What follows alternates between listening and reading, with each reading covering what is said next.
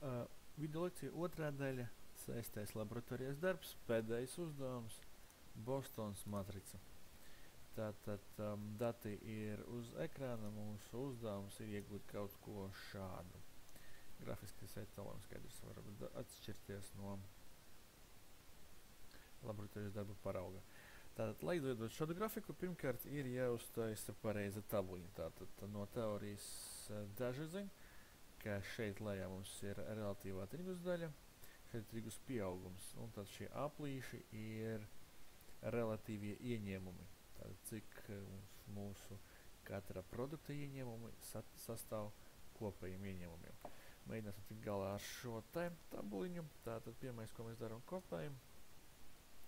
Tātad, lūk, mums ir produkti, tātad te mums ir relatīvā tirgus daļa. Kā reiķinām relatīvo tirgus daļu, tātad jūsu ieņēmumi dalīt ar tuvākā konkurenta ieņēmumiem. Izskatās šādi.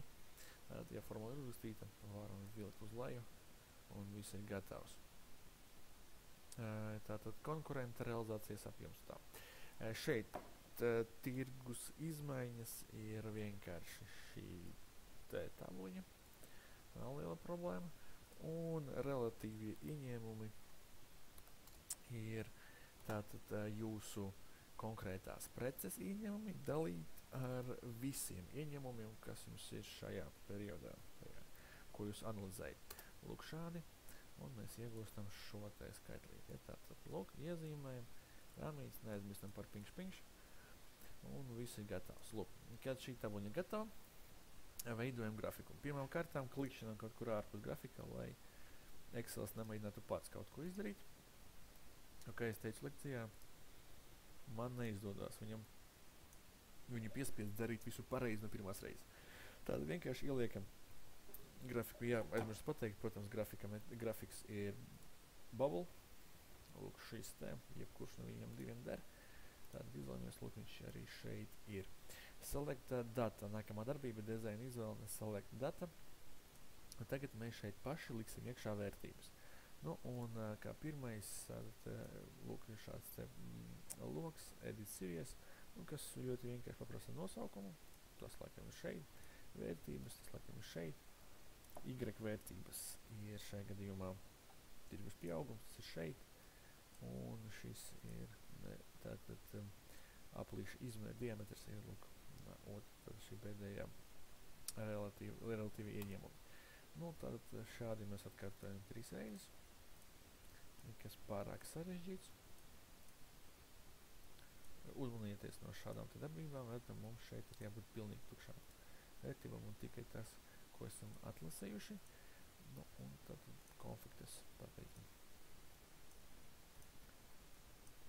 Šādi gatavs, ok, lūk, ko esam izdarījuši, lūk, ja mūsu aplīši klāt ir pielikt. Nākamais sākam formatēt mūsu grafiku.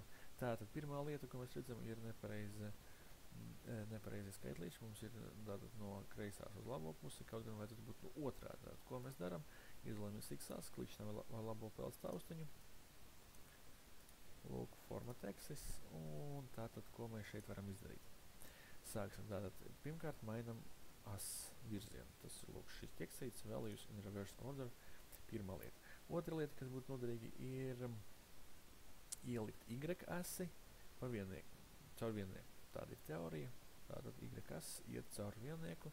To arī nav sarežģīti izdarīt vertical axis crosses. Lūk, ir šis tekstīts, axis value, kur mēs pasakam, ka tur ir jābūt vienniecim. Kas vēl būtu noderīgi, redzam, kad mums ir šeit intervals no 0 līdz 1 un te no 1,5 nav simetriski, tad to nav skaisti. Tātad, ko mēs daram? Mēs mainam maksimālo vērtību no automātiskās pusotra vērtības līdz mums vēlamajam divniecimam. Tā būs labāk. Tā būs skaistāk. Nu, un pēdējā darbība, pašlaik mēs to nesaprotam, bet, lai paliek, axis labels ir low, ja, un major tick MacType ir none. Tad šeit ir skaidrs, tad, ko mēs ar šo daram, mēs ņemam nost tās mazās svītriņas, kas ir zem katra X, viņi var pievērst uzmanību, ka lūk, viņi pazuda, viņi vairs nav tie vienkārši taisni. Ja?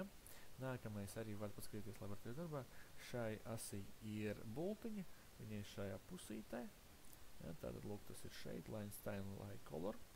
Sāksim ar color, solid line, melnā krāsa, line style. Tātad, pirmkārt, uztaisīsim mazliet resnāk, redzam, jau skaistāk izskatās. Un tagad, redziet, ir jāliek arrow setting, n-type, n-type. Tad atceramies, ka x-as iet no šīs puses uz šo pusi. Pat ja mums skaitļi ir šādi, tad Excels tomēr atcerās, ka tas no šeit. Līdz ar to begin type ir ar bultiņu, mums ir parādījusies. Ok, tātad to pašu daram arī šeit. Redzam, vai vienkārši klikšķināt, šis loks automātiski mainās un pielāgojas tam, ko mēs daram. Te mums tātad neko ar maksimumu minimumu nav jāmaina. Vērtības jāgriež atpakaļ nav. Ko mēs varam noņemt? Tos paši tekstīšus varam noņemt. Viņi mums nav vajadzīgi, un access labels ir low. Tagad redzēsim, kas notiksies. Redzēt, low nozīmē, ka skaitļi būs labajā malā pašās beigās, līdz ar to šeit nozīmē, ka te vienkārši būs lejā. Šeit redzēsim, kur mēs to izmantosim.